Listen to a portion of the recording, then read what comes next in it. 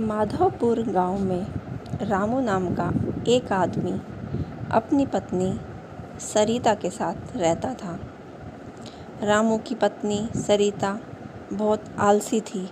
वह घर का कोई काम नहीं करती, सारा काम वो रामू से कराती।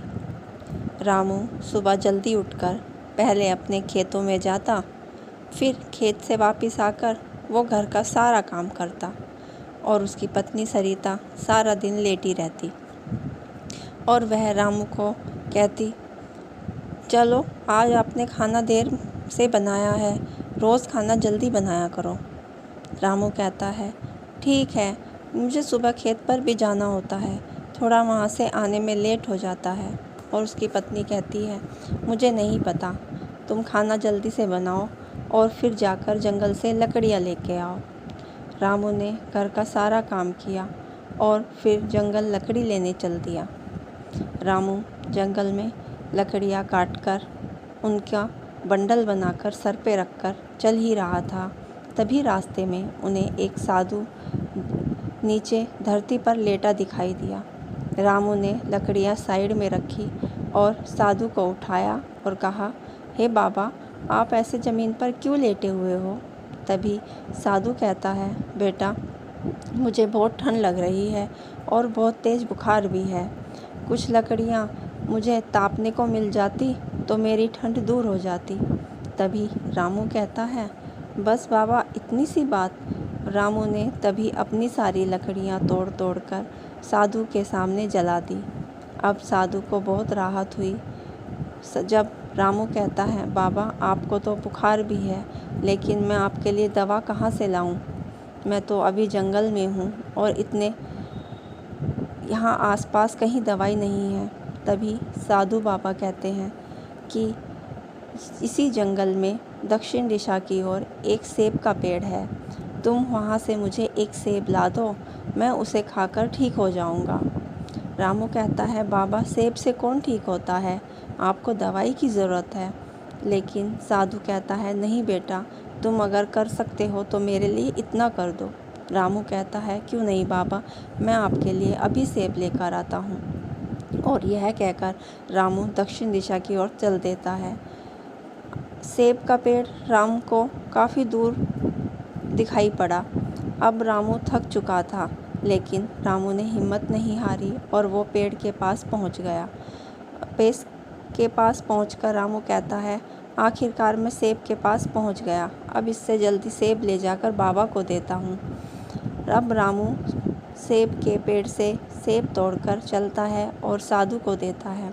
साधु सेब खाकर रामू से कहता है, बेटा, तुम्हारी वजह से अब मैं ठीक महसूस कर रहा हूँ और मैंने तुम्हारी सारी लकड़ियाँ भी जला ली, अब तुम क्या लेके जाओगे? रामू कहता है, कोई बात नहीं बाबा, मैं लकड़ियाँ कल काट कर ले जाऊँगा। तभी साधु रामू से कहता है, बेटा रुको, मैं तुम्हें एक चीज़ देना चाहता हूँ, तुमने मेरी इतनी मदद की है। तभी वह रामू को एक अंगूठी देता है और कहता है, बेटा, यह अंगूठी लो और तुम इससे कभी भी सिर्फ एक इच्छा अपनी पूरी करा सकते हो। यह अंगूठी तुम्हारी एक इच्छा ज़रूर पूरी करेगी। यह कहकर सुनकर रामू वहाँ से चला जाता है। रामू अब घर पहुँचता है। घर पहुँचते पहुँचते रामू को शाम हो जाती है। जैसे ही रामू घर में घुसता है तो उसकी पत्नी उस पर चिल्लाकर पड़ती है और बोलती है, कहाँ थे तुम सुबह से और लकड़ियाँ कहाँ हैं? अब खाना कैसे पकाओगे?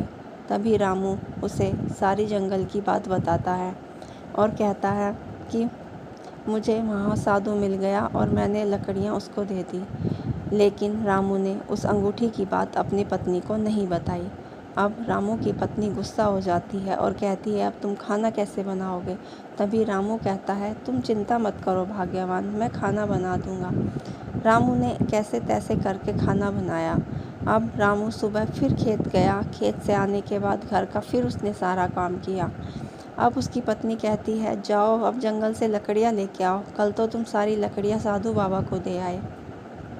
रामू जैसे ही घर से निकलता है, थोड़ी दूर रास्ते में उसे एक बुजुर्ग आदमी उदास बिठाई देता है। वह उसे कहता है, बाबा, आप उदास क्यों बैठे हो? वह बाबा रामू से कहता है, बेटा क्या बताऊं, मैं एक सेठ के यहाँ नौकरी करता हूँ और आज सेठ की बेटी के चेहरे पर बहुत से काले काले धब्बे हो गए हैं और सेठ ने मुझे किसी डॉक्टर को लाने को कहा है तुम जाओ किसी डॉक्टर या वैद्य किसी को भी लेके आओ जो मेरी बेटी को ठीक कर सके। अगर तुम नहीं लेके आए तो मैं तुम्हें आज नौकरी से निकाल दूंगा। यह कहकर वह बुज़ुर्ग आदमी रोने लगता है और कहता है कि अब मेरे घर का गुजारा कैसे होगा, मैं कहाँ से उनके लिए डॉक्टर या वैद्य लेके जाऊँ। तभी रामू कुछ सोचता है और कहता है, बाबा ठीक है, मैं आपके साथ चलता हूँ और मैं आपकी कुछ मदद करूँगा। यह कहकर वह बुज़ुर्ग आदमी उसको ले जाकर सेठ से मिलवाता है और कहता है, सेठ देखो मैं वैद्य को ले आया, ये बहुत अच्छे जाने माने वैद्य हैं। यह सुनकर सेठ बड़ा खुश होता है और कहता है, अच्छा वैद्य जी आप मेरी बेटी को ठीक कर दो। अब रामू उस सेठ की लड़की के पास जाता है और उसे देखता है तो उसके चेहरे पर बहुत ही काले धब्बे हुए होते हैं। अब रामू वह अंगूठी निकालकर उस लड़की के सिर पर रखकर और एक इच्छा मांगता है कि हे भगवान, इस लड़की को तुम ठीक कर दो। तभी अंगूठी रखते ही वह लड़की बिल्कुल ठीक हो जाती है। यह देखकर सेठ बहुत खुश हो जाता है और सेठ रामू को कहता है, तुमने मेरी बेटी को ठीक किया है, मैं तुम्हें 15 सोने की मोहरें दूंगा।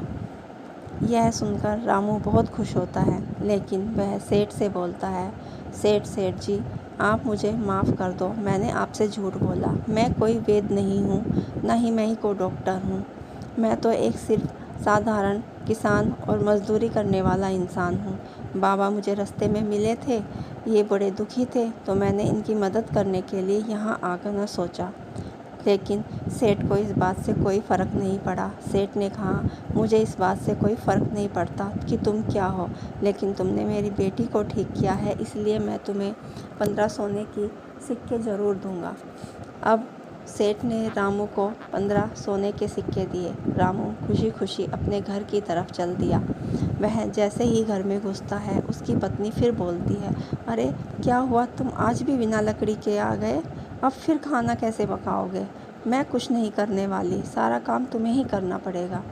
रामू अब अपनी पत्नी सरिता को सारी बात बताता है कि कैसे वह सेठ के पास गया और उसने उसकी बेटी को ठीक किया।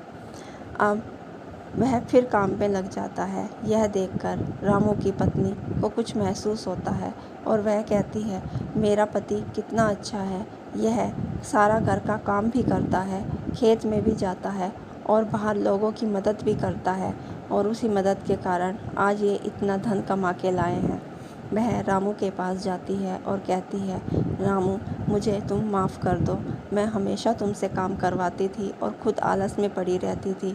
तुम कितनी मेहनत करते हो और आज तुम्हारी वजह से हमारे घर में इतना धन आया है जिससे हम अपना जीवन खुशी खुशी काट सकते हैं।